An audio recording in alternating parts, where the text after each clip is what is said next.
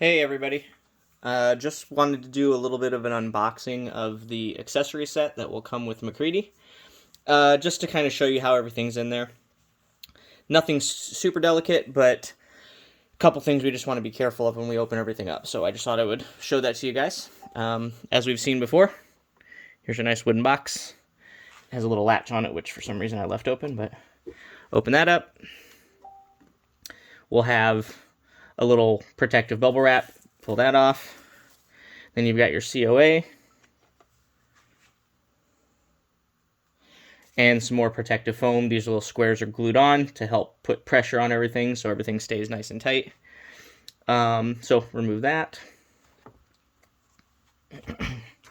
And we have the full set. So a quick rundown. Obviously flamethrower, whiskey glass, the flamethrower flame, pilot light right there, the hat, the lantern, shotgun, whiskey bottle, revolver, goggles, glasses, Macready petri dish, Palmer petri dish, blood monster, test wire, and then the gloves. If I remember these correctly, these gloves are the underhand for the flamethrower and shotgun, the flamethrower gripping hand, the lantern gripping hand, and the shotgun hand. Actually, I have those backwards. Shotgun hand and flamethrower gripping hand. So in terms of some of the easy stuff, I mean, the gloves all are going to come out just fine. Like I said, underhand gripping. The shotgun hand and the flamethrower hand look pretty similar, which is why I wanted to specify. So, flamethrower kind of has that square or really angular thumb. Shotgun. And then lantern hand, pretty easy. As I mentioned in the group, this one in particular, you really want to use a little bit of heat to more easily open it up and get the lantern handle in there. Palmer Blood Monster should just lift out pretty easily. Macready petri dish should also just pull out pretty easily. I mean, really, most of the stuff comes out without much issue. It's the flamethrower we want to be careful of. So, test wire. I don't bend it. It's sort of bent and formed in the shape that it should look in the film. This is actually copper wire that I painted. So if you bend it a whole bunch or mess with it, you can ruin the paint job. It is an enamel paint. It should not come off, or at least not come off easily. But again, bending it's not really going to do you any good. Revolver. I think this guy looks really awesome. A lot of improvement compared to the prototype, mostly just because of a better quality print. As always, be careful with the back here. I'm not a gun person, so I don't quite remember what that's called. Shotgun, which I think is really awesome. It's one of my favorite things in the whole set, kind of weirdly, but... And as I told you guys before, this, let's see if I can show you. This and the shotgun gripping hand are designed to actually just set in there with essentially no pressure. Now, I didn't practice this before, so hopefully I don't mess it up. But if you just kind of put it there, and then in his normal sort of gripping position, it should just sit there. And as you can see, I mean, it's you're not having any pressure on the actual gun at all, so that hopefully you don't have any paint rub or anything like that. You don't have to use heat to open up the hand or anything. And it should hold it in most positions. I think the one somewhat vulnerable position if we're going to try to turn it upside down sideways, but even then, it still holds pretty good. So, whiskey bottle. I think this guy is really cool. I don't know if you can appreciate it on the camera there, but there is whiskey in there. Not really, but I did fill it partway like it looks in the film. The lantern, probably one of the more delicate pieces, so just be careful. But again, I just kind of do a gentle top and bottom of grab at the top and the bottom. The handle, should pretty easily rotate up and down. And then the bottom is on with just a little bit of friction. So should just be able to pull that off. You can see the battery compartment in there. Okay. And again, to put that back, it usually is a little easier to kind of start on one side, press a little, and then I would hold it like this and just give a gentle press down. And there should be enough friction to hold that in place pretty easily. Sorry about the focus. As I said before as well, the batteries, there was no room in this little tiny guy for a switch. So you simply stick the batteries in, and it turns on. Just take them out, it turns off. K-June showed you how you kind of stuck a piece of plastic between the two batteries to disrupt the circuit. So you can have an on and off without having to take them out. That's fine. This is the little strip. You see this in like your TV remote and stuff. So the idea here is you want to have this along the bottom, stick the batteries in, and then you'd fold this over the batteries like that, and then you put the base back on. And that's pretty much it. The red marks, every one of these should have a red mark on it. See those?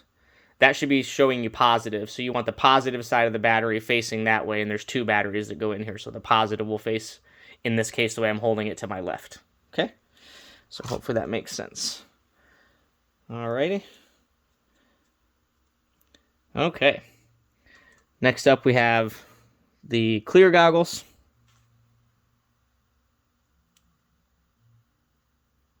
Okay.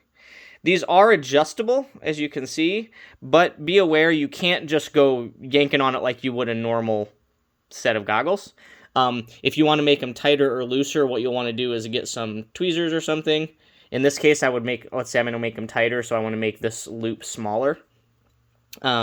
You would want to pull the cloth out so you can see I'm making that loop. Let me see if I can show you. Making that loop smaller, and then you want to pull this side in.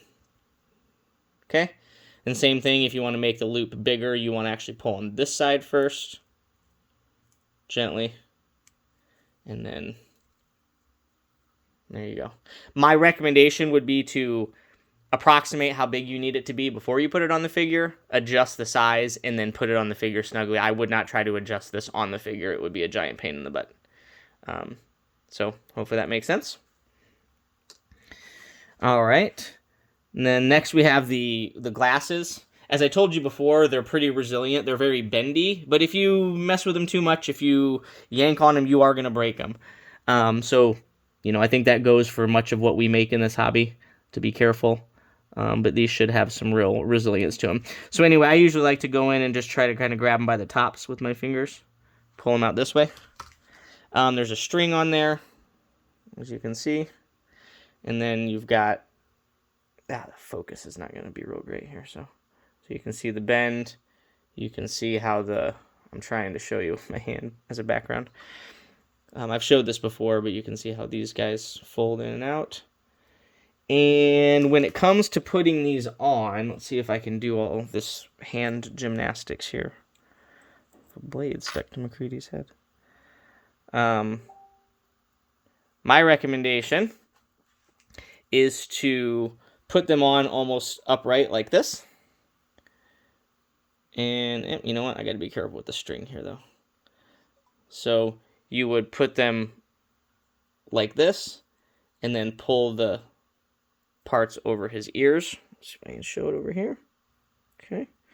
Now, sometimes what this does is it will, how do I put this? It'll create a little bit of a crease in the guards underneath his, above his cheeks. So right here. So sometimes what I like to do, sorry about the focus again, is to take a little tool and just make sure I pull that out in case it's creased it at all. It actually looks pretty good on this one.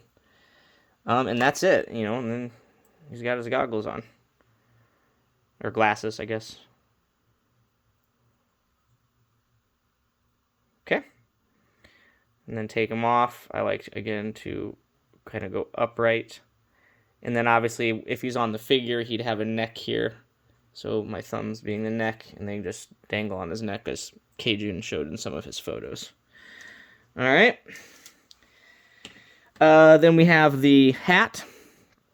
Again, I really like this. The straps are all tied up in the base there, or I'm sorry, into the crown. So just gently pull those out.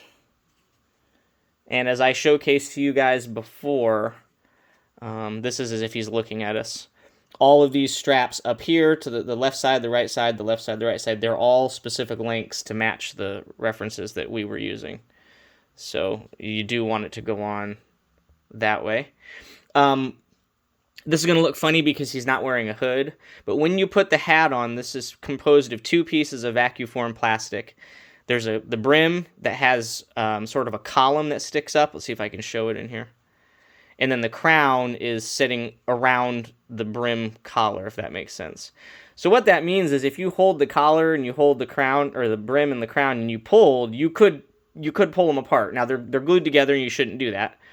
But over time, with repeated forces, you might weaken that. So what you want to do when you put this on is you can put it on and press using the crown, because you're pressing into an edge of the column, and when you pull it off by holding the brim. Okay, and that way you never put tension forces. You never do anything that's trying to pull the two separate pieces apart. I love this hat. It's just like the way that it flexes. I mean, because it's it's just great. So okay. Then we have the whiskey glass. Nothing special there. That ended up looking really great.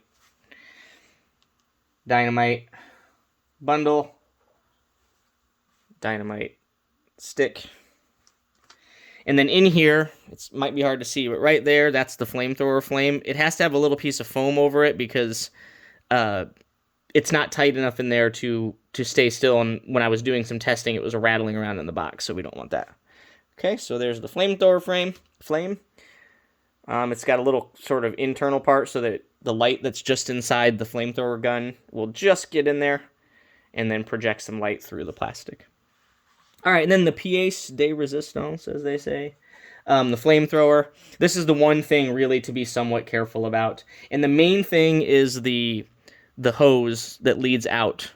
There's a little circular black piece on the end that can get stuck on the foam here. So what you want to do is I would sort of reach and get the gun out a little bit and then pull this foam right around the base of where the hose goes in.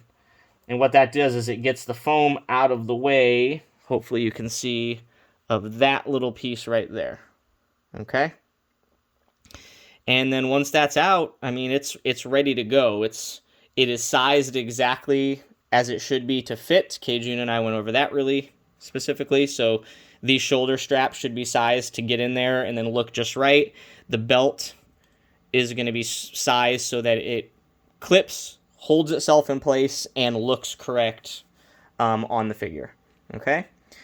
As you can see, the weak point of this entire thing is going to be right here, where the hose connects to the flamethrower.